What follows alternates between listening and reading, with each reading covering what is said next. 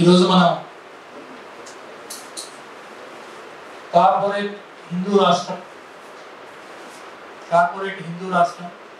Operation కాగా వీటి మధ్య ఉన్న సంబంధాన్ని ఈరోజు దండకారణ్యంలో కానీ ప్రధానంగా ఇప్పుడు మనకు గత మూడు మాసాల్లో అయితే దండకారణ్యంలో జరుగుతున్న నరమేధం గురించి అయితే అదంతా మాత్రమే పరిమితమైంది కాదు, ఒక దండకారణ్యానికి మాత్రమే పరిమితమైంది కాదు, అది జార్ఖండ్లో జరుగుతున్నది, ఇతర ఉద్యమ ప్రాంతాల్లో జరుగుతున్నది. మనకు ఈ 3 నెలల్లో ఈ 4 నెలల్లో 90 మంది విప్లవకారులు ఈ రాజ్యంతో పోరాడుతూ కొంతమంది నిరాశలైన వాళ్ళని రాజ్యం పట్టుకొని చంపిన మిగిలిన వాళ్ళు అంటే ఎంతో మంది ఈరోజు అమరులైన వాళ్ళలో ఎంతో మంది ఎన్నో దశాబ్దాలుగా విప్లవోద్యమంలో ఆదివాసీలను అంతకుముందు ఆదివాసీలు పనిచేయడానికంటే ముందు మైదాన ప్రాంతాల్లో ప్రజలను ఆర్గనైజ్ చేస్తూ విప్లవకారులుగా తమ జీవితాన్ని విప్లవోద్యమం కోసం సమర్పించిన వాళ్ళు ప్రభుత్వ దాడిని అంటే ఆపరేషన్ కగారును ఓడించడానికి వీరోచితంగా పోరాడుతూ అమరులైన వాళ్ళు. ఆ సందర్భాన్ని కూడా మనం అంటే ఆపరేషన్ కగారు దాడిని గుర్తు చేసుకుంటున్న క్రమంలోనే ఆ ఆపరేషన్ కగారుకు దానికి వ్యతిరేకంగా జరుగుతున్న ప్రతిఘటనను కూడా గుర్తు చేసుకోవాల్సిన అవసరం ఉంది. అయితే ఇప్పుడు ఈ కార్పొరేట్ ఆపరేషన్ కగార్ నిజానికి కగార్ అంటే హిందీలో అంటే ఇంగ్లీష్లో దాన్ని చెప్తారంటే ఆన్ ది వర్జ్ ఆఫ్ లేదా ఆన్ ది బ్రింక్ ఆఫ్, తెలుగులో అనాలంటే అంచున అంటే ఓటమి అంచున లేదా గెలుపు అంచున, హార్కే కగార్ పర్ జీత్కే కగార్ పర్. ఆ ఉద్దేశంలో అయితే ఈ పుస్తకంలో చాలా చోట్ల మనకు అంతిమ యుద్ధం అని దాని అనువాదంగా ఆపరేషన్ కగార్ అంటే అంతిమ యుద్ధం, దాని వారి అర్థంలో అంటే అమిత్ షా కానీ లేకపోతే భారత పోలీసు సైన్య అధికారులు దానికి పేరు పెట్టినప్పుడు ఆపరేషన్ కగార్ అంటే ఇది మావోయిస్టులను అంతం చేసే అంతిమ యుద్ధం అనే ఉద్దేశంతోనే అది పెట్టిండొచ్చు, కానీ దాని శాబ్దిక అర్థం అయితే అంచున ఆపరేషన్ కగార్. అయితే నిజంగా ఇది అంతిమ యుద్ధం అవుతుందా? నాకైతే ఖచ్చితంగా ఇది వాళ్ళు కలలు కంటున్న అంతిమ యుద్ధమే కానీ ఇది అంతిమ యుద్ధం కాదు. ఇది మనం చూస్తూనే ఉన్నాం. ఎన్ని అంటే ఎన్టీ రామారావు 1985లో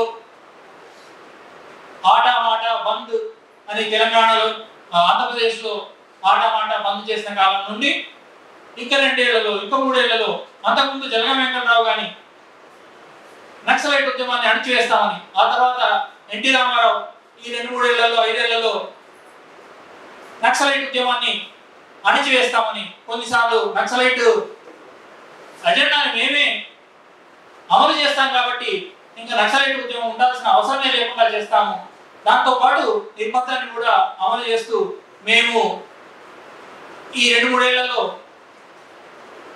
నక్సలైట్ ఉద్యమాన్ని అణిచివేస్తామని ఎంతో మంది హోమ్ మినిస్టర్లు చీఫ్ మినిస్టర్లు వచ్చారు పోయారు, కానీ ఉద్యమం నక్సలైట్ ఉద్యమం గత 60 ఏళ్ళుగా 50 పైబడిన ఏళ్ళుగా కొనసాగుతూనే ఉంది.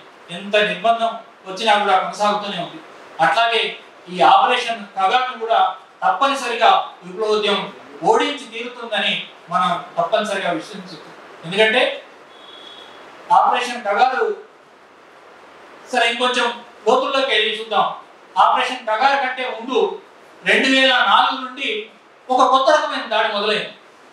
అంటే అంతకుముందు 1967లో నక్సల్బరీ తిరుగుబాటు జరిగినప్పటి నుండి విపరీతంగా దాడులు, చాలా క్రూరమైన అణచివేతమైన నక్సలైట్ ఉద్యమం మీద కొన్నిసార్లు క్రూరంగా, కొన్నిసార్లు ఉద్యమ బలానికి తట్టుకొని ఆ నిర్బంధం వెనక్కిపోవడం, ఇట్లా ఆటుపోట్లతో ఉద్యమం ముందు కొనసాగుతూనే ఉంది. కానీ 2004లో జరిగింది ఏంటంటే 2004లో 2 ప్రధాన విప్లవ స్రవంతులు, ఇటు ముఖ్యంగా ఆంధ్రప్రదేశ్తో సహా ఆంధ్రప్రదేశ్ దండకారణ్యంతో సహా దక్షిణ భారతంలో బలంగా ఉన్న పీపుల్స్ వార్, బీహార్ జార్ఖండ్లతో సహా ఇతర ప్రాంతాల్లో బలంగా ఉన్న ఎంసీసీ కలిసి సిపిఐ మావోయిస్ట్ పార్టీ ఏర్పడిన తర్వాత దాన్ని మన్మోహన్ సింగ్ ఆ రోజే పాలక వర్గాలు నిజంగానే భయప్రాంతులైనాయి. అంటే ఒకవైపు నేపాల్లో ఉద్యమం ఆనాడు బాగా మావోయిస్ట్ ఉద్యమం ఒక ఊపులో సాగుతున్నందుకు ఆ భయపడిన కేంద్ర ప్రభుత్వం, భారతదేశ పాలక వర్గాలు నక్సలైట్లు ఈ దేశానికి అతిపెద్ద అంతర్గత శత్రువు అని ఆ రోజు డిక్లేర్ చేసింది. అప్పటి నుండి దీన్ని అణిచివేయడానికి అన్ని రకాలుగా ప్రయత్నం, అంటే ముందు నుంచే సాగుతున్న దాన్ని ఇంకా ఒక సిస్టమేటిక్ గా దీన్ని చేయడానికి ఎన్నో పథకాలను రూపొందిస్తూ వచ్చారు. తర్వాత అయితే ఇది ఒక్క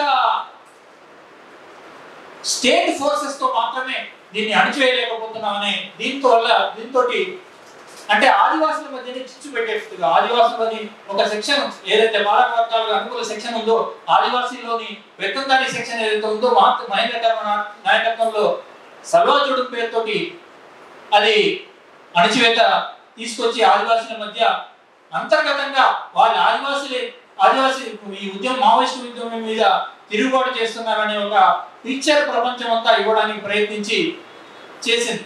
కానీ అది దాని వెనకాల పూర్తిగా ఉన్నది భారత రాజ్యం.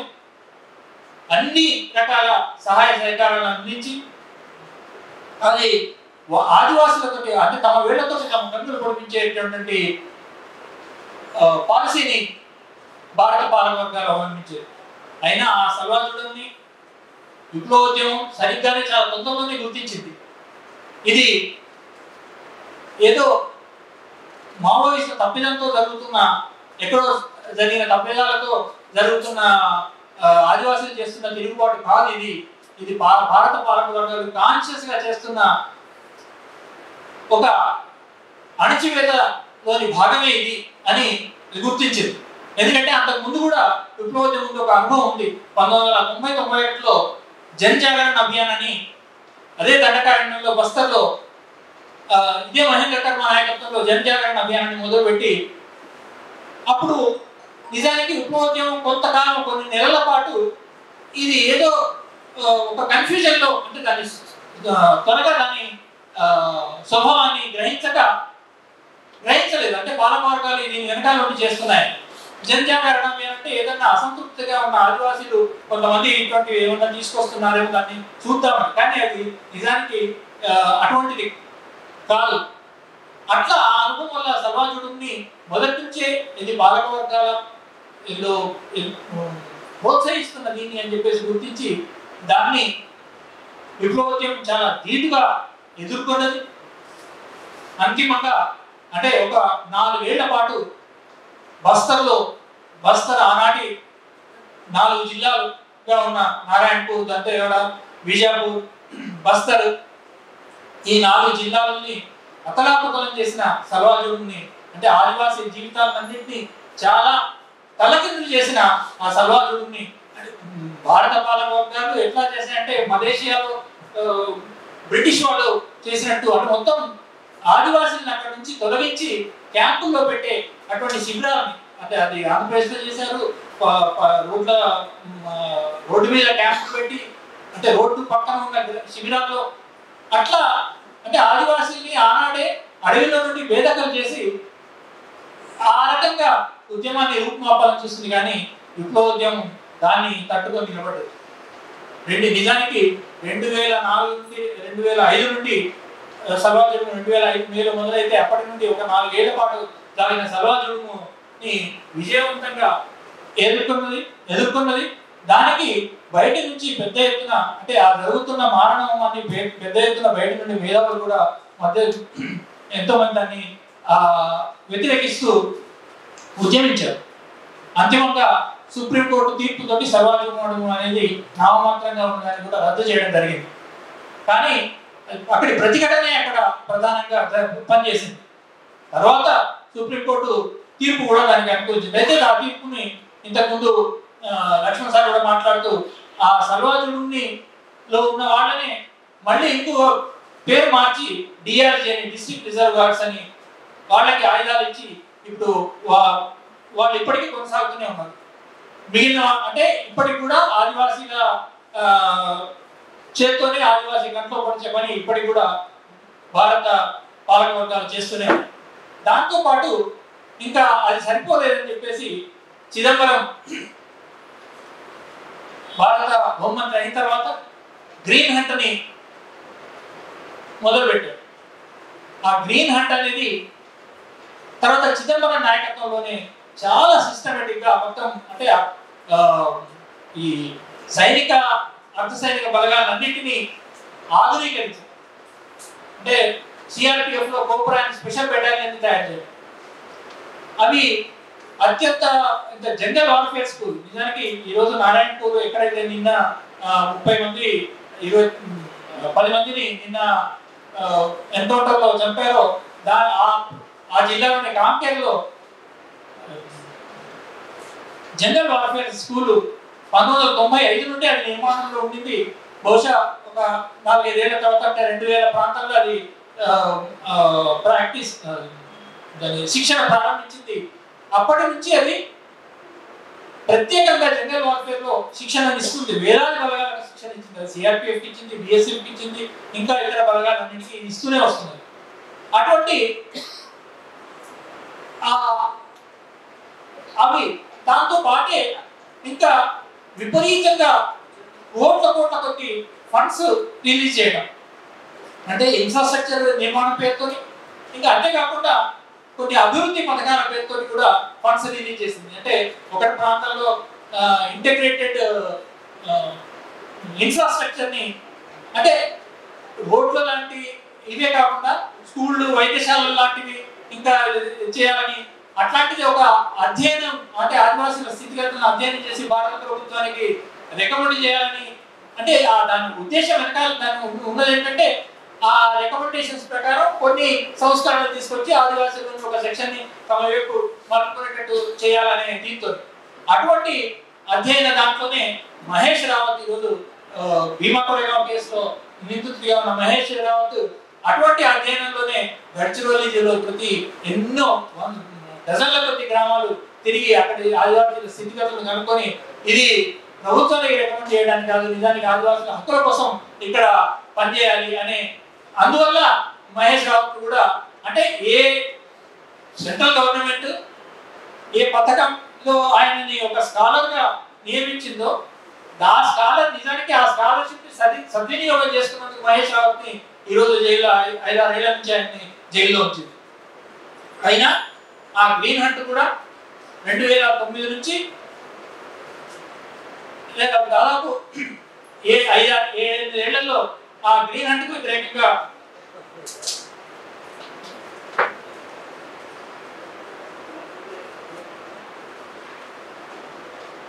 ఒకవైపు అక్కడ విప్లవకారులు సాయుధ ప్రతిఘటన చేస్తూ ఈ గ్రీన్ హంట్ మనం ఒక దండకారణ్య గురించి ఇక్కడ మాత్రమే మాట్లాడుకోవడం, ఇక్కడ మొత్తం బీహార్, జార్ఖండ్ లో కానీ ఇంకా కేరళ, కర్ణాటక, తమిళనాడు ట్రై జంక్షన్ లో కానీ ఇవన్నీ ఈ అన్ని చోట్ల కూడా ఇవే పద్ధతులు అవలంబించారు. ఒడిస్సాలో ప్రతి చోట స్పెషల్ బలగాలు, ఇక్కడ గ్రేహౌండ్స్ ఎట్లాంటి బలగాలు ప్రతి చోట అటువంటి స్పెషల్ బలగాలను ఏర్పాటు చేసి వాటికి ప్రత్యేకమైన శిక్షణ ఇచ్చి ఆ దాడులు చేస్తూ వచ్చింది. అయినా గ్రీన్ హంట్ కూడా అది వాళ్ళు అనుకున్న అంటే మావోయిస్టు ఉద్యమాన్ని సమూలంగా నిర్మూలించాలని ఏదైతే కలగన్నదో భారత పాలక వర్గాలు దాంట్లో సఫలం కాలేదు. అంటే 10 ఏళ్ళు కాంగ్రెస్ ప్రభుత్వం లేదా యూపీఏ ప్రభుత్వం అధికారంలో ఉన్న వాళ్ళు అనుకున్న ఫలితాన్ని సాధించలేదు. అప్పటికి ఇక్కడ ఇంకొక విషయం, ఛత్తీస్గఢ్ ఏర్పాటైనప్పటి నుంచి ఒక మొదటి 3 ఏళ్ళు కాంగ్రెస్ ప్రభుత్వం తప్ప తర్వాత ఉన్నదంతా రమణ్ సింగ్ అంటే బీజేపీ ప్రభుత్వమే. ఇక్కడ బీజేపీ ప్రభుత్వం ఉన్నా, కేంద్రంలో యూపీఏ ప్రభుత్వం ఉన్న ఉద్యమాన్ని అణచివేయడంలో మాత్రం పూర్తి డబల్ ఇంజన్ సర్కార్ అని ఇప్పుడు అంటున్నారు కదా, ఆ రకంగానే పనిచేస్తాయి. అయినా సరే విప్లవోద్యమం ప్రతిఘటనతోటి గ్రీన్ హంట్ విజయవంతం కాలేదు. ఇట్లా అన్నంత మాత్రాన గ్రీన్ హంట్ విజయవంతం కాలేదన్నంత మాత్రాన విప్లవోద్యమం నష్టాలను ఎదుర్కోలేదా? చాలా పెద్ద ఎత్తున నష్టాలను ఎదుర్కోలేదు. చాలా పెద్ద ఎత్తున ఆదివాసీల జీవితాలు, ఎన్నో వందలాది గ్రామాలు, ఆదివాసీల గ్రామాలని కాల్ చేయడం జరిగింది. ఎన్నో అత్యాచారాలు జరిగాయి. వందలాది మంది మహిళల అత్యాచారాలకు గురైంది. ఇవన్నీ జరుగుతున్నా వాళ్ళు చేయదలుచుకున్న ఏదైతే సమూలంగా విప్లవోద్యమాన్ని నాశనం చేయాలనుకున్నారో, నిర్మూలించాలనుకున్నారో దాంట్లో మాత్రం విజయవంతం కాలేదు. తర్వాత 2017లో అందుకే అప్పటి నుంచి ఆపరేషన్ ప్రహార్ అని, ఆపరేషన్ సమాధానాన్ని మొదలుపెట్టారు. దానికి ఆ సమాధానంలో ఒక్కొక్క అక్షరానికి ఏవో పేర్లు అవి గుర్తుపెట్టుకోవడానికి కష్టమైనంత అన్ని 7-8 అక్షరాలతో ఏవేవో ఉన్నాయి. అందులో భాగంగానే ఆపరేషన్ ప్రహార్ అని. ఇట్లా అప్పుడప్పుడు ఆపరేషన్ ప్రహార్ ఇది 2022 దాకా ఆపరేషన్ సమాధాన ప్రహార్, ఇంకా ఇప్పటి వరకు కూడా అంటే 2024 వరకు కూడా అది కొనసాగుతూ వస్తూనే ఉంది. ఇందులో ఇది మాత్రమే కాకుండా మధ్యలో మళ్ళీ చిన్న చిన్న టాక్టికల్ ఆపరేషన్స్ కూడా ఎన్నో జరుగుతుంది. ఆపరేషన్ అనకొండ అని, ఆపరేషన్ సరండా 1 అని, ఆపరేషన్ సరండా 2 అని. జార్ఖండ్ లో సరండా అంటే అతి దట్టమైన అడవి ప్రాంతం, ముండా జాతి, అతి వెనుకబడిన ముండా జాతి ప్రధానంగా ఉండే సరండా అడవుల్లో ఆపరేషన్ సరండా 1 అని, ఆపరేషన్ సరండా 2 అని ఇట్లా నిర్బంధాన్ని ప్రయోగించింది. అయినా ఇవన్నీ కాకుండా ఇప్పుడు అవి కూడా పూర్తిగా విజయవంతం కాలేదు. అయితే విప్లవోద్యమం గడ్డు స్థితిని ఎదుర్కోవట్లేదా? ఖచ్చితంగా గడ్డు స్థితిని ఎదుర్కొంది. ఎంతో మంది నాయకత్వం దగ్గర నుంచి కేడర్ దాకా, విప్లవ ప్రజానీకం దాకా, విప్లవ ప్రజా సంఘాల్లోని ప్రజానీకం దాకా వేలాది మంది చనిపోయారు. కాబట్టి అంటే ఇది వాటి నష్టం జరగడం లేదా? తప్పనిసరిగా వాటన్నిటి నష్టం ఉంది. అయితే వీటిని సమూలంగా నిర్మూలిస్తామనే దీన్ని మాత్రం వాళ్ళ కళ మాత్రం ఇప్పటికీ నెరవేరలేదు. అయినా మా అమిత్ షా 2 ఏళ్ల క్రితం కూడా 2024 లోక్సభ ఎన్నికలు మావోయిస్ట్ ముక్త్ భారత్ జరుపుతాం అని 2022లో అన్నాడు. కానీ 2024 ఎన్నికలు జరుగుతూనే ఉన్నాయి. మావోయిస్ట్ ముక్త్ భారత్ కాదు కూడా. మావోయిస్ట్ ఇది ఆపరేషన్ కగార్ అని పెట్టిన, ఆపరేషన్ అంతిమ యుద్ధం అని అనుకున్నా కూడా ఇది ప్రతిఘటన, విప్లవోద్యమం ప్రతిఘటన కొనసాగుతూనే ఉంటుంది. అయితే ఈ విప్లవోద్యమ ప్రతిఘటనకి బయట ఉన్న శక్తులు చేయగలిగేది. నిజానికి బస్తర్లో అంటే గ్రీన్ హంట్ జరిగినప్పుడు గ్రీన్ హంట్ వ్యతిరేకంగా సాయిబాబాని ఎందుకు అంతగా పట్టుబట్టి సాయిబాబాకు యావజ్జీవ కారాగార శిక్ష విధించారు. నిజానికి సాయిబాబాను అరెస్ట్ చేయకముందు ఐబీ వాళ్ళు వెళ్ళి సాయిబాబాతో మాట్లాడారు, నువ్వు గ్రీన్ హంట్ వ్యతిరేకంగా మాట్లాడడం మాకు, లేకపోతే పర్యవసానం తీవ్రంగా ఉంటాయి అని. అయినా సాయిబాబా గ్రీన్ హంట్ వ్యతిరేకంగా మాట్లాడడం మానుకోలేదు. దాని పర్యవసానమే సాయిబాబాని ఆ కేసులో ఇరికించి యావజ్జీవ శిక్ష విధించారు. అయితే సాయిబాబాని ఇరికించినంత మాత్రాన ఢిల్లీలోని విద్యార్థులు భయపడిపోయి ఆగిపోయారా? ఇతర నగరాల్లోని విద్యార్థులు, మేధావులు పూర్తిగా సైలెంట్ అయిపోయారా? లేదు. కలకత్తాలో బస్తర్ సాలిడారిటీ నెట్వర్క్ అని విద్యార్థులు పనిచేశారు. ఇప్పటికి కూడా ఢిల్లీలో ఎన్నో రకాల ప్రోగ్రామ్స్ తోటి చేస్తూనే ఉన్నారు. Forum against corporation and militarisation అనే పేరుతో విద్యార్థులు, ఇంకా ఎన్నో విద్యార్థి సంఘాలు ఇక్కడ జరుగుతున్న నిర్బంధానికి వ్యతిరేకంగా, ఇది నిర్బంధంగా మాత్రమే చూడడం లేదు, మనం కూడా అట్లా చూడడానికి వీలేదు. ఇది ఈ పైన చెప్పినట్టు ఇది కార్పొరేట్లకు, దేశాన్ని కార్పొరేట్లకు అప్పగించడం కోసం. అయితే ఈ కగారు సందర్భంలో మనం 3 విషయాలు చూడాలి. ఒకటి, ఎందుకు విప్లవోద్యమం మీద అంటే నిజానికి చెప్పాలంటే ఇప్పుడు ఆంధ్రప్రదేశ్లో అంటే తెలంగాణలో కానీ ఆంధ్రప్రదేశ్లో కానీ 90 దాకా ఈవెన్ 2000 దాకా ఉన్న జోరు మీద విప్లవోద్యమం అసలు లేదు. నిజానికి ఇక్కడ విప్లవోద్యమ కమిటీలు కానీ లేకపోతే అటువంటి విప్లవోద్యమం కానీ నిజానికి లేదు. అంటే పూర్తిగా లేదని కాదు, కానీ మనం ఆనాటితో కంపేర్ చేస్తే చాలా చాలా తక్కువ స్థాయిలో. అది ప్రధానంగా మనం పత్రికల్లో మన మధ్య మధ్యలో వస్తున్నట్టు ఈ మధ్య కాలంలోనే ఈ సందర్భంలోనే ఈ కగారు నేపథ్యంలోనే జరిగిన ఎన్కౌంటర్లో కూడా 4 కాంగ్రెస్ గడిచిలో అమరులయ్యారంటే వాళ్ళు తెలంగాణ కమిటీకి సంబంధించిన వాళ్ళు ఆదివాసీలైనా ఇక్కడ. అంటే ఒకప్పుడు ఆంధ్రప్రదేశ్ నుంచి తెలంగాణ నుంచి విప్లవోద్యమాన్ని నిర్మించడానికి దండకారణ్యంకి వెళ్తే మళ్ళీ ఇప్పుడు తెలంగాణలో ఆదిలాబాద్లో కానీ ఖమ్మంలో కానీ ఇతర ప్రాంతాల్లోని విప్లవోద్యమాన్ని నిర్మించడానికి బస్తర్ నుండి ఆదివాసీ నాయకత్వం ఇక్కడ పనిచేస్తున్నారు. అంటే అయితే అయినా సరే అంటే ఇంత విప్లవోద్యమం బలహీన పడిందని దాదాపు తుడిచిపెట్టుకుపోయిందని పోలీసులు చెప్పుకుంటూనే మళ్ళీ ఎన్నడూ లేనంతగా ఈరోజు ఇక్కడి మేధావుల మీద, లాయర్ల మీద, టీచర్ల మీద, పౌర హక్కుల కార్యకర్తల మీద, వీళ్ళన్నిటి మీద కేసులు పెడుతున్నారు. అసలు ఈ 5-6 ఏళ్లలో పెట్టినన్ని కేసులు అంతకుముందు ఎన్నడూ లేవు. ఇటువంటి కేసులు అంటే 170 మందిని 150 మందిని ఒక్కొక్కరి మీద 5-10 కేసులు. ఎందుకు? ఒక్కొక్కరి ఇళ్ల మీద ఎన్ఐఏ రేట్లు, ఐబీ రేట్లు, ఎస్ఐబి రేట్లు ఎందుకు చేస్తున్నాయి? అది మనం గ్రహించగలిగితే ఆపరేషన్ కగారుకు ఈ రేట్లకు ఉన్న సంబంధాన్ని మనం అర్థం చేసుకోవాలి.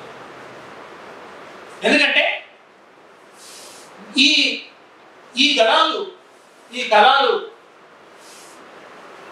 అక్కడ జరుగుతున్న అన్యాయాన్ని, అంటే దండకారణ్యంలో కానీ, బీహార్ జార్ఖండ్లో కానీ, కర్ణాటకలో, కేరళలో కానీ జరుగుతున్న నిర్బంధాన్ని బయటికి చెప్పడం మాత్రమే కాదు, ఇది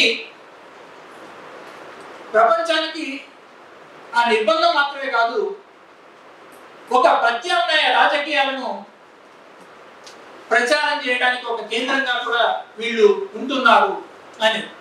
నిజానికి అంటే ఎందుకు నిజానికి ఇప్పుడు ఇక్కడ ఎంతమంది, ఒక 25 మంది 30 మంది ఉన్నారు.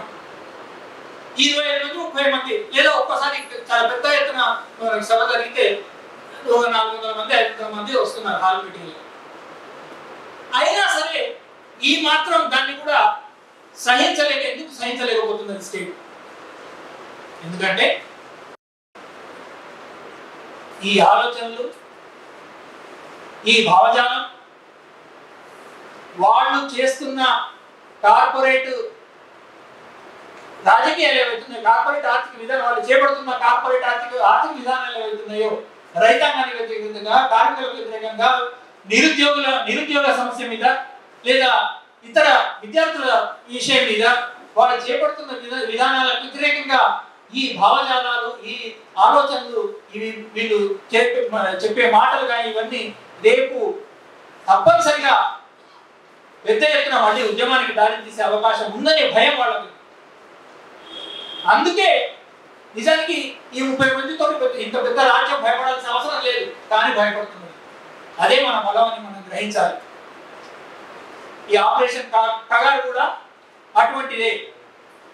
ఎక్కడో మాడు ప్రాంతం అంటే ఒక 4500 చదరపు కిలోమీటర్లు ఉండే ప్రాంతం, లేదా మొత్తం బస్తర్ తీసుకుంటే 35,000 చదరపు కిలోమీటర్లు, లేదా మాడు ప్రాంతంలో ఉండే జనాభా ఒక 35,000 మంది. ఆ 35,000 మందికి ఈరోజు ఆపరేషన్ కగారు తర్వాత 10,000 మంది పోలీసు బలగాలు, అడిషనల్ గా అక్కడికి మొన్ననే జనవరి తర్వాత 3,000 మంది ఐటీబీపీ బిఎస్ఎఫ్ బలగాలను అక్కడికి తరలించారు. అంతకు ముందు ఇచ్చిన బలగాలు కాకుండా దీనికి తోడు ఇంకొకటి ఏంటంటే, ఇవి బలగాలు ప్రత్యక్షంగా ఉన్న బలగాలు కాకుండా మిలిటరీ శిక్షణ పేరుతోటి మిలిటరీ కూడా మాడ్ ఏరియాలో తిరుగుతూనే ఉంది. అంటే శిక్షణ కేంద్రాన్ని, అది డైరెక్ట్ గా నిర్బంధాన్ని అమలు చేయడానికి రావడం లేదు, కానీ అంటే ఒక ప్రాంతం కొన్ని కొన్ని వందల స్క్వేర్ కిలోమీటర్ల పరిధిలో సైన్యం ఉన్నప్పుడు అక్కడ సహజంగానే ఈ మావోయిస్టు కదలిక తీవ్రమైన ఆటంకం ఏర్పడుతుంది. అక్కడ మిలిటరీ కూడా ఉంది. మిలిటరీ ప్రత్యక్షంగా దాడుల్లో పాల్గొనడం లేదని అది వేరే విషయం. అయితే 2008-9 లేదా 9 అంటే గ్రీన్ హంట్ కాలంలోనే కేంద్ర ప్రభుత్వం భారత బలగాలు భారత వైమానిక దళాన్ని కూడా దాడులు చేయడానికి అడిగింది. కానీ అది చాలా ఇతరత్ర సమస్యలకు దారితీస్తుందని వైమానిక దళం ఒప్పుకోలేదు. హెలికాప్టర్ల వినియోగానికి ఓన్లీ సర్వేలెన్స్ మాత్రమే అప్పుడు ఒప్పుకునేది. కానీ ఇప్పుడు ఈ డ్రోన్స్ వచ్చిన తర్వాత ఈ సాంకేతికత ఉపయోగించుకొని పోలీసులే బిఎస్ఎఫ్ సిఆర్పిఎఫ్ బలగాలు సాధారణ పోలీసులు కూడా ఈ డ్రోన్స్ ఉపయోగించుకొని బాంబులు దాడులు చేస్తుంది. ఇంతకుముందు కామ్రేడ్ లక్ష్మణ్ వివరంగా సార్ చెప్పింది. ఇప్పటిదాకా బస్తర్లో 5 సార్లు డ్రోన్ల దాడులు జరిగినాయి. 2021 నుంచి మొదలు పెడితే మొన్న 2024 జనవరి 13 నాడు జరిగిన దాకా చూస్తే 5 సార్లు డ్రోన్ల దాడులు జరిగినాయి. అది కాకుండా రాకెట్ లాంచర్లు, మోటార్ షెల్లింగ్స్ ఇవన్నీ చేస్తున్నారు. నిజానికి ఇట్లాంటి షెల్లింగ్ చేయడం కానీ ఈ డ్రోన్లను వినియోగించడం కానీ అంతర్జాతీయ చట్టాలకు వ్యతిరేకం. భారతదేశం కూడా జెనీవా కన్వెన్షన్లో ఒక సిగ్నేటరీ. ఆ నియమాలన్నిటికీ అది వ్యతిరేకం. ఇవన్నీ బయటికి రాకూడదని వాళ్ళు ప్రతిసారి బుకాయిస్తారు. నేను డ్రోన్తో దాడి చేయలేదంట. అది ప్రత్యక్షంగా చూపించినా కూడా వాళ్ళు మేము దాడి చేయలేదంట. ఎందుకంటే దాడి చేసామని ఒప్పుకుంటే అది అంతర్జాతీయ అంటే వాటిని లెక్క చేస్తుందా అనేది వేరే విషయం. కానీ ఇటువంటి దాడులు చేస్తున్నారు. ఆ దాడులకు అయితే ఇటువంటి ఇంత దాడులు జరుగుతున్నప్పుడు వాటిని మనం బయట ప్రపంచానికి చెప్పకూడదు, తెలియకూడదు అనే దానివల్లనే పౌరత్వ సంఘాల మీద కానీ మానవ హెచ్ఆర్ఎఫ్ మీద కానీ హెచ్ఆర్ఎఫ్ కార్యకర్తల మీద కానీ ఇన్ని కేసులు వాళ్ళ మీద అటు బస్తర్లోకి వెళ్తే దాడులు చేయడం, భయభ్రాంతులు చేయడం ఇవన్నీ జరుగుతున్నాయి. అయినా ఆ విప్లవకారులు తమకు వీలైనంత మేరకు సమాజాన్ని బయటికి పంపించడానికి ప్రయత్నం చేస్తూనే ఉన్నారు. సోషల్ మీడియా ద్వారా కొంతమంది స్వతంత్ర యూట్యూబ్ ఛానల్తో వాటిలో వీటిలో కొన్ని విషయాలు బయటకు వస్తున్నాయి. చాలా తక్కువనే కావచ్చు కానీ వస్తున్నాయి. వాటిని కూడా నియంత్రించాలని ఇప్పుడు కొత్తగా ఇన్ఫర్మేషన్ యాక్ట్ సవరణలు తీసుకొచ్చి యూట్యూబ్ ఛానల్ నియంత్రించాలనే సవరణలు కూడా వస్తున్నాయి. ఎవరు పడితే వాళ్ళు ఛానల్స్ న్యూస్ మాట్లాడకూడదు, అటువంటిది కూడా రాబోతుంది. ఇవి ఆ సందర్భంలో మనం ఇంతకుముందు ఈ ఆపరేషన్ కగారు కానీ ఈ నిర్బంధానికి కానీ 3 కోణాలు ఉన్నాయి. ఒకటి రాజకీయ కోణం, ఒకటి ఆర్థిక కోణం, 2 రాజకీయ కోణం, 3వది సాంస్కృతిక కోణం. ఈ ఆర్థిక కోణం నిజానికి మన హెడ్డింగ్ లో కార్పొరేట్లకి అనేది ఆర్థిక కోణం. ఇంతకుముందు ఈ పుస్తకంలో చాలా వివరంగా ఉన్నాయి. కానీ ఈరోజు మన దేశంలో ఉన్న ఖనిజ సంపదలో అత్యధిక భాగం ఆదివాసీ ప్రాంతాల్లోనే ఉన్నాయి. అంటే ఒక బస్తర్ ప్రాంతంలోనే 29 రకాల మినరల్స్ ఉన్నాయి. ఒక బస్తర్లో మాత్రమే కాకుండా జార్ఖండ్ అంటే ఒక బొగ్గు, ఐరన్, బాక్సైట్ ఇవి మాత్రమే కాదు. ఈ మధ్య కాలంలో అయితే లిథియం కూడా ఛత్తీస్గఢ్లో బయటపడింది. అఫ్కోర్స్ ఛత్తీస్గఢ్లోని నార్త్ ఛత్తీస్గఢ్లో కోర్బా జిల్లాలో బయటపడింది. కాశ్మీర్లో లిథియం నిల్వలు బయటపడ్డాయి. లిథియం అంటే ఇప్పుడు కార్ బ్యాటరీలకు అంటే ఎలక్ట్రికల్ వెహికల్స్ కి పెద్ద ఎత్తున ఉపయోగపడుతున్న అది ఇప్పుడు చైనాతో పోటీ పడాలన్నా పోటీ అని కాదు, కొత్తగా ఎలక్ట్రికల్ వెహికల్స్ మీద మార్కెట్ పెంచుకోవాలన్నప్పుడు ఈ టెస్లా ఇవన్నీ కొత్తగా ఈ ఎలక్ట్రికల్ వెహికల్స్ చాలా పెద్ద ఎత్తున వాటికి అంటే కాశ్మీర్ ఇంకోవైపు ఛత్తీస్గఢ్ ఈ లిథియం నిల్వల కోసం ఒక ఇది జరగబోతుంది. అంటే 370 ఉండింటే ఇంకా ఒక మేరకు అది అడ్డంగా ఉంది. ఆ 370 తొలగించుకోవడం ఇవన్నీ కూడా అందులో భాగం.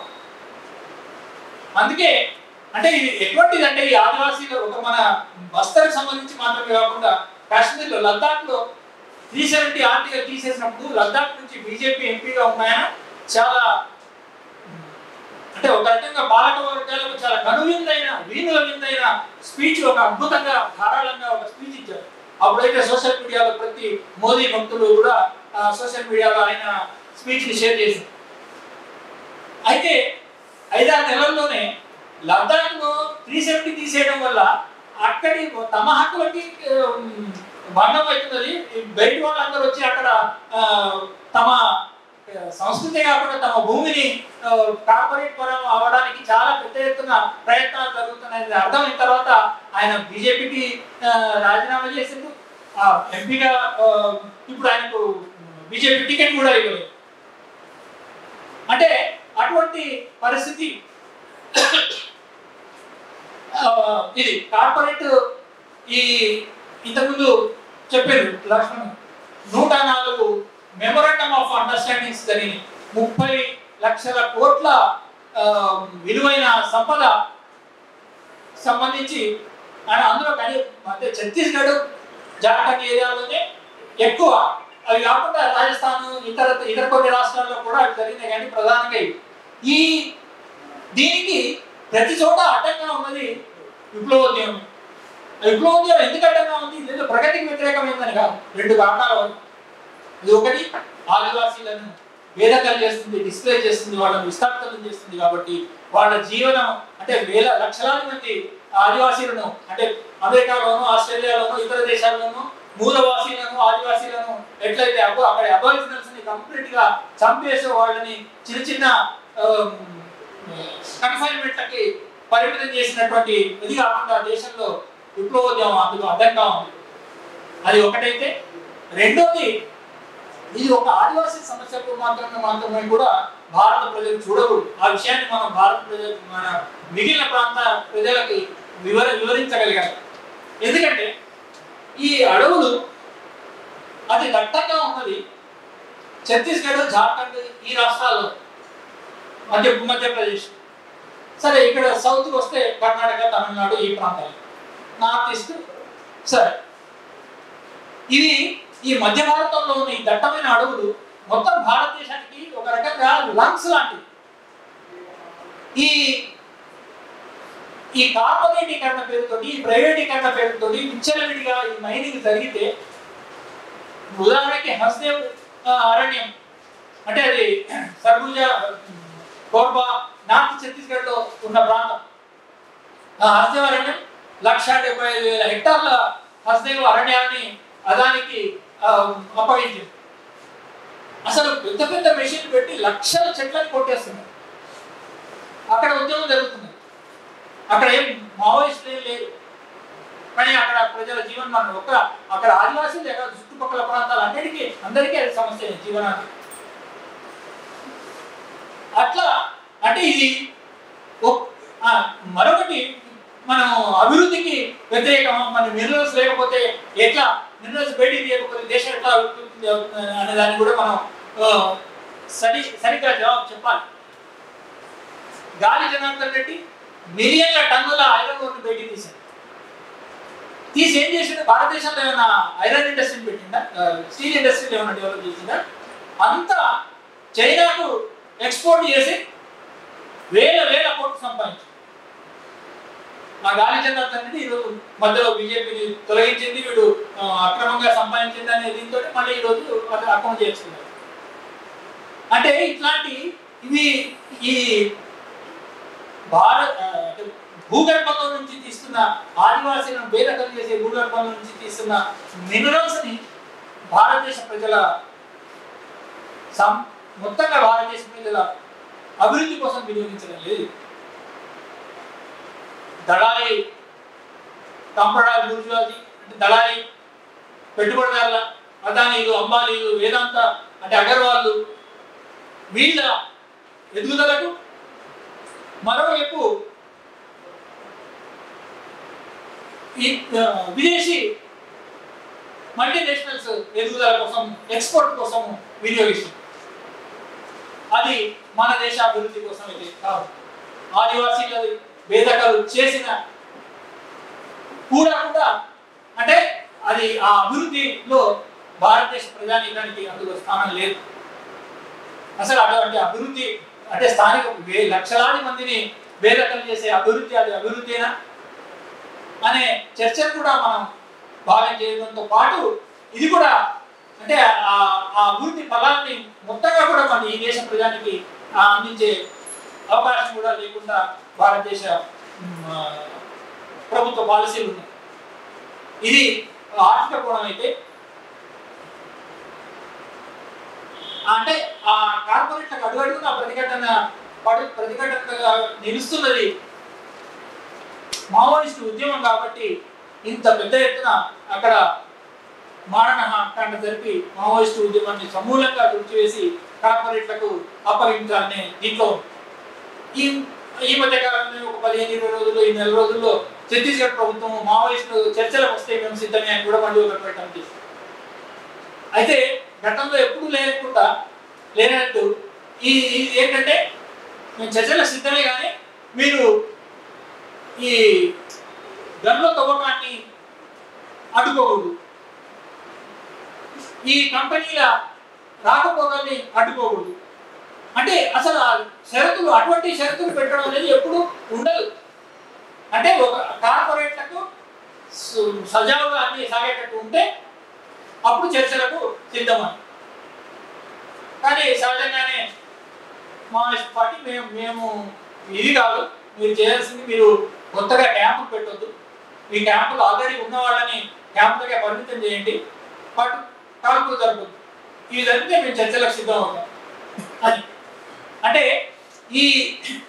ఇవి కూడా మనం ఇవన్నీ పరిగణలోకి తీసుకోవాల్సింది. ఇంకా ఇంతకుముందు చెప్పినట్టు ఈ దాడులకు సంబంధించిన వివరాలు పుస్తకంలో చాలా వివరంగా ఉన్నాయి. చివరిలో అయితే ప్రత్యేకంగా shelling, rocket launchers, grenades shelling ఎట్లా జరిగినాయి ఆ వివరాలు ఉన్నాయి. ఇంకా ప్రతి చోట ఎట్లెట్లా అంటే కొన్ని చోట్ల కొన్ని ఈ పుస్తకంలో లేని విషయాలు కొన్ని అంటే మొన్న మధ్య 29 మంది చనిపోయిన దాంట్లో 2 15 ఏళ్ల పిల్లలు. ఆ అమ్మాయి జనీల నురుతి అని, ఇంకా భజనాథ్ పడ్డా అని, వాళ్ళిద్దరు 15 ఏళ్ళ పిల్లలు. ఆ అమ్మాయి ఇంట్లో తెలియకుండా లేదా ఇంట్లో చెప్పి కానీ దళాలు పనిచేయడానికి వెళ్ళిపోతే వాళ్ళు నువ్వు చిన్నపిల్లవి ఇప్పుడే వద్దు నువ్వు అని ఇంటి దగ్గర దింపెళ్ళాను. 6 నెలలు ఇంటి దగ్గర ఉన్నది కానీ మళ్ళీ ఆమె వెళ్ళిపోయింది. మొన్న ఎన్కౌంటర్ అనడానికి లేదు. ఆ 29 మందిలో తర్వాత అక్కడ పార్టీ ప్రతినిధి మంత్లీ స్టేట్మెంట్ వచ్చింది. 29 మందిలో 11 మంది 12 మంది అక్కడ ఎన్కౌంటర్లో చనిపోయిండ్రు. తర్వాత 11 మందిని అక్కడ గాయపడి ఉంటే వాళ్ళని పట్టుకున్నారు. 8 మంది నిరాయుధులను అందరినీ కలిపి చంపిండ్రు అని చెప్పింది. దాంతో పాటు ఎంత క్రూరం అంటే చనిపోయిన వాళ్ళ శవాలని వీళ్ళతోటి మోయించి వ్యాన్ల దాకా తీసుకెళ్ళి అక్కడ మోసిన వాళ్ళని, పట్టుకున్న వాళ్ళని అందరినీ అక్కడ చంపి ఆ శవాలను కూడా వ్యాన్లో వేసి తీసుకెళ్ళిపోయింది. అంత దారుణంగా అంటే ఎన్కౌంటర్తో పాటు ఒక పక్కన ఎన్కౌంటర్, ఇంకొకటి బస్తర్ టాకీస్లో వచ్చేది ఒకటి. ఆ మధ్య ఏరియా కమిటీ మెంబర్ ఒకతను అంటే అందరితో పాటు ఆయన చనిపోయినాడు.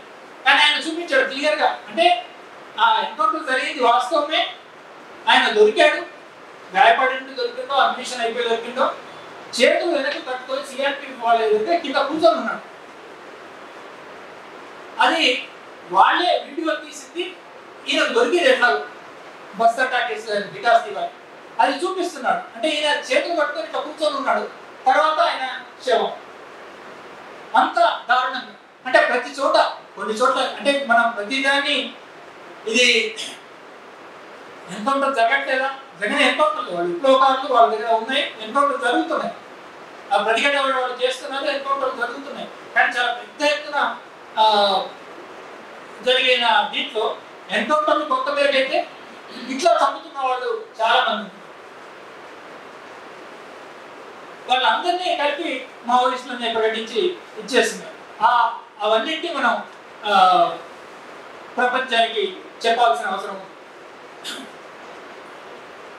ఇంకా ఇంతకుముందు అన్నట్టు ఈ పోయిన సంవత్సరం అంటే డిసెంబర్లోనే అమిత్ షా మాట్లాడుతూ 2024 కల్లా ఇది అంటే ఆపరేషన్ కగారు మొదలు పెడతామని డిసెంబర్లో మొదలు పెట్టాడు. అది ఎట్లా ఉంది అనేది ఇంకా అంటే మనకి ఇంకా ఎక్కువ వివరాలు అంటే ఫ్యాక్ట్కి సంబంధించిన వివరాలకు ఈ పుస్తకంలో చాలా ఉన్నాయి. మనం ముఖ్యంగా అంటే ఎంతటి నిర్బంధం అక్కడ ఉంది అంటే ప్రతి ఏడు అంటే ఈరోజు ఇంత ఇప్పుడే కాదు, ఒక 15 ఏళ్ల కిందట 2010లోనే గౌతమ్ నవల్కా ఒక వ్యాసం రాశారు. బస్తర్లో సైనికీకరణ ఎంతగా ఉందంటే ప్రపంచంలో అతి ఎక్కువ సైనికీకరణ ఉన్న ప్రాంతం బస్తర్. అంటే పర్ హెడ్ పాపులేషన్ చూస్తే పర్ హెడ్ ఎంతమంది అక్కడ పోలీసులు కానీ సిఆర్పిఎఫ్ లాంటి బలగాలు అన్ని కలిపి చూస్తే అంత ఎక్కువ ప్రపంచంలోనే అతి ఎక్కువ సైనికీకరణ ఉన్న ప్రాంతాల్లో బస్తర్ ఒకటి. అంటే పాలస్తీనా లాగా కాశ్మీర్ లాగా బస్తర్. ఇప్పుడు అక్కడ మాడ ప్రాంతంలో అయితే ప్రతి అదే ఇంతకుముందే అనుకున్నాం కదా 35,000 మంది 40,000 మంది జనాభా ఉంటే 10,000 మంది అక్కడ ఈరోజు పోలీసు బలగాలు, 10,000 అనేది కొత్తగా అయిన బలగాలు మాత్రమే. కార్పెట్ సెక్యూరిటీ పేరు మీద 2 కిలోమీటర్లకు ఒక క్యాంపు, మొత్తంగా 195 క్యాంపులు ఈరోజు ఈ జిల్లాలో ఉన్నాయి. కొత్తగా 30 క్యాంపులు, ఎన్నో పోలీస్ స్టేషన్లు, 3-4 కిలోమీటర్లకు ఒక పోలీస్ స్టేషన్. అంటే ఎక్కడ ఇందులో కూడా దానికి సంబంధించిన వివరాలు ఉన్నాయి. ఎక్కడైతే మైనింగ్ పెద్ద ఎత్తున చేపట్టాలనుకుంటున్నారో అది దట్టమైన అడుగులు కానీ ఎక్కడ కానీ అక్కడ పోలీస్ స్టేషన్ పెట్టి అక్కడ మైనింగ్ కోసం ప్రయత్నం చేస్తున్నారు. అయితే ఈ ఈ ఈ కార్పొరేట్ లాభాలది ఒక యాంగిల్ అయితే మనం దీనికి ఉన్న పొలిటికల్ యాంగిల్ కూడా తప్పనిసరిగా మనం చూడాల్సిన అవసరం. రాజకీయంగా ఈరోజు నిజమైన ప్రతిపక్షంగా ఉన్నది బయట సమాజంలో అంటే అటవీ ప్రాంతానికి బయట పౌర సమాజమే ఈరోజు పెద్ద ప్రతిపక్షంగా ఉంటే, అంటే నిజమైన పార్లమెంటరీ ప్రతిపక్ష పార్టీ ఏవి కూడా ఈ ప్రత్యామ్నాయం కానీ ప్రత్యామ్నాయ ఆర్థిక విధానం కానీ ప్రత్యామ్నాయ వ్యవస్థ గురించి కానీ అసలు మాట్లాడే అవకాశమే లేదు. అట్లా కనీసం ఈ వ్యవస్థలో ప్రత్యామ్నాయంగా ప్రతిపక్షంగా ఉంటుందంటే అది పౌర సమాజం. అందుకే అజిత్ దోవల్ అన్నాడు ఈరోజు పౌర సమాజమే స్టేట్ కి పెద్ద 4th ఎనిమీ అని. అది ఒకటైతే మావోయిస్టు ఉద్యమమే ఈరోజు దేశంలో అతి పెద్ద ప్రతిపక్షమే కాకుండా ఒక ప్రత్యామ్నాయ వ్యవస్థకు రాజకీయ ఆర్థిక సాంస్కృతిక ప్రత్యామ్నాయ వ్యవస్థకు ఒక దీపం లాగా మావోయిస్టు ఉద్యమం ఉంది. మావోయిస్టు ఉద్యమం ఈరోజు చాలా పరిమిత ప్రాంతాలకు అటవీ ప్రాంతాలకే ప్రధానంగా పరిమితమై ఉండొచ్చు. కానీ దానికి ఒక మొత్తం ప్రత్యామ్నాయ ఉద్యమానికి ఒక నూతన ప్రజాస్వామిక ఉద్యమానికి ఒక కేంద్రంగా పనిచేయగల అవకాశము తప్పనిసరిగా ఉద్యమానికి ఉంది అనే ఎరుక పాలక వర్గాలకు ఉంది. అది బయట చాలా మందికి ఇది అర్థం కాకపోతుంది. అంటే ముఖ్యంగా ప్రగతిశీల మేధావుల్లో కూడా ఒక అడవిలో అట్లా ఉంటే ఏమవుతుంది, ఆ ప్రతిఘటన లేకపోతే ఒక హోప్ అనేది ఉంది. ఆ హోప్ మొత్తం భారత ప్రజానీకానికి అందించగలిగే స్కోపు ఆ సామర్థ్యము విప్లవోద్యమానికి ఉంది. అందుకే భారత పాలక వర్గాలు అంత పెద్ద ఎత్తున దాని మీద దాడి చేసి దాన్ని సమూలంగా నాశనం చేయాలని చేస్తున్నారు. ఇది మనం ఏమాత్రం ఈ పొలిటికల్ సిగ్నిఫికెన్స్ ని అంటే కార్పొరేట్ రూటీ గురించి మాత్రమే కాదు, ఈ రాజకీయంగా ఉన్న ఈ ఈ అంశాన్ని కూడా మనం నొక్కి చెప్పాల్సిన అవసరం ఉంది, ప్రజల ముందుకు పెద్ద ఎత్తున తీసుకెళ్లాల్సిన అవసరం ఉంది.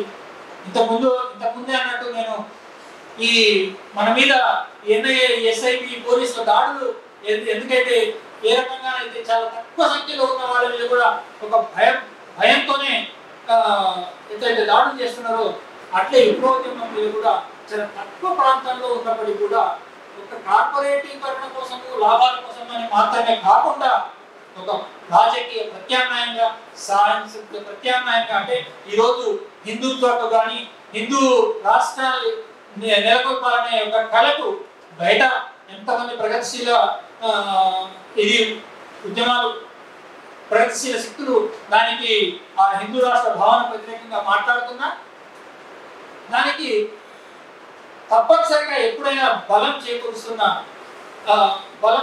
భవిష్యత్తులో ఇంకా చాలా బలం చేకూర్చగలిగే అవకాశం విప్లవోద్యమానికి ఉంది కాబట్టి ఆ పాలక వర్గాలు దాన్ని అణచివేయాలని చూస్తుంది. ఇది దీనికి ఉన్న అంటే ఒక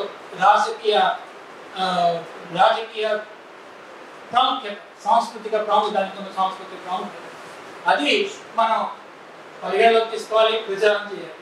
అయితే దీనికి ప్రతిఘటన ఎట్లా? ప్రతిఘటన 2-3 స్థాయిలో జరగాల్సింది. ఒకటి చాలా ముఖ్యమైన ప్రతిఘటన, అది మన పరిధిలోనిది కాదు, అది అక్కడ వాళ్ళు చేస్తున్నారు. నిజానికి అంటే కొన్ని మనం ఒక నెగిటివ్ అంశంలో నుంచే దాంట్లో నుంచి పాజిటివ్ అంశం కూడా మనం కొన్నిసార్లు చూడాల్సింది.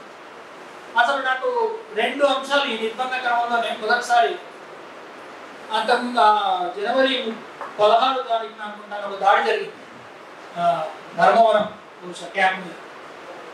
అక్కడ ఒక 30-40 ఈ గ్రెనేడ్స్ కాదు, రాకెట్ అంటే పేరుని రాకెట్ ప్రదర్శన పెట్టాను.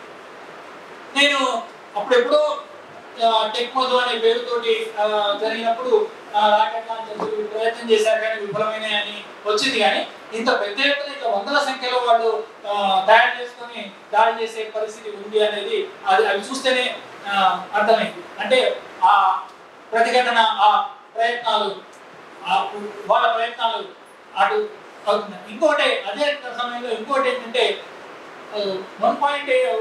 దాదాపు 2 కిలోమీటర్ల దాకా సొరంగాలు తవ్వుకొని ఉన్నారు. అంటే అది బయటపడ్డ సొరంగం గురించి ఇంకా అటువంటివి. నిజానికి మేము ఒక సమయంలో చైనాలో, వియత్నాంలో టన్నల్ వార్ఫేర్ గురించిన సినిమాలు చూస్తాం. అవి ఎంత అంటే వియత్నాంలో అయితే అమెరికా సైన్యాన్ని 3 తిప్పలు పెట్టిన చాలా అద్భుతమైన ప్రతిఘటన టన్నల్ వార్ఫేర్తో జరిగింది. సరే ఇది ప్రతిఘటన కోసం కాకపోయినా తప్పించుకోవడానికి అయినా అంటే ఇటువంటివి ఎన్నో ప్రజలు చేస్తున్న ఎన్నో ప్రతిఘటన రూపాలు మనకు అప్పుడప్పుడు వీళ్ళు చెప్తున్న దీంట్లోనే మనకు కొన్నిసార్లు తెలుస్తుంది. కాబట్టి ఆ ప్రతిఘటన అనేది ప్రైమరీ. ఆ ప్రతిఘటనతో పాటు ఈరోజు ఇజ్రాయెల్లో అంత ఘోరంగా మారణం జరుగుతుంటే ఈరోజు అమెరికాలో విద్యార్థుల ప్రతిఘటన ఏ అమెరికా అయితే ఇజ్రాయెల్ పూర్తి సమర్థనతో ఉండిందో దానికి అక్కడే పెద్ద ఎత్తున తిరుగుబాటు.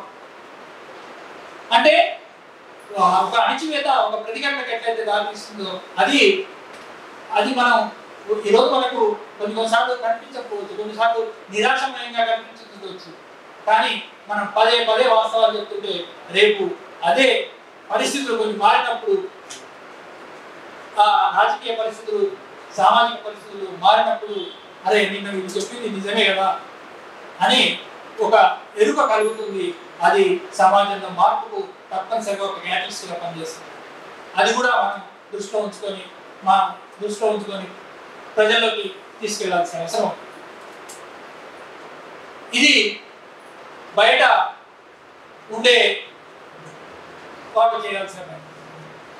ఉద్యమం బయట ఉండే అక్కడ జరుగుతున్న ఈ రెండు అంటే ఈ పొలిటికల్ సిగ్నిఫికెన్స్, ఎకనామిక్ సిగ్నిఫికెన్స్, దాంతోపాటు పర్యావరణ కోణంలో కూడా మనకి ఇది ఎంత ప్రాముఖ్యమైందో, మొత్తం భారతదేశ ప్రజల భవిష్యత్తు ఇప్పుడు ఈనాడు కాదు, తరతరాల భవిష్యత్ తరాలకు సంబంధించిన దీనికి ఉన్న ప్రాముఖ్యతను కూడా మనం నొక్కి చెప్పాల్సిన అవసరం.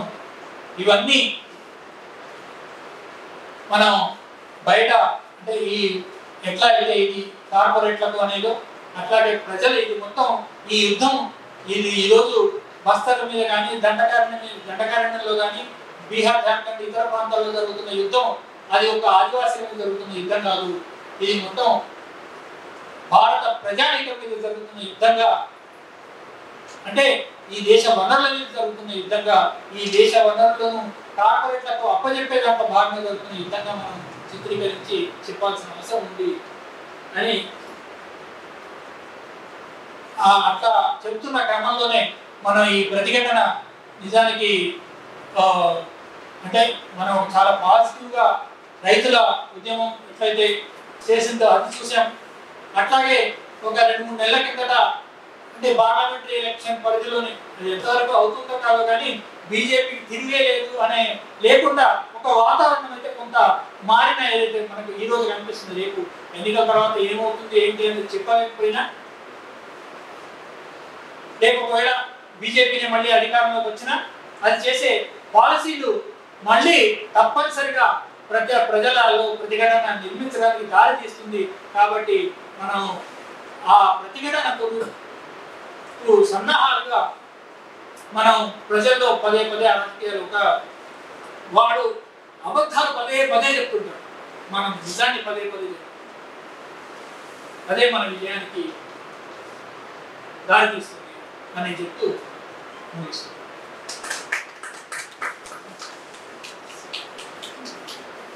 సభ చివరి దశకు వచ్చింది. కార్పొరేటర్ నవీన్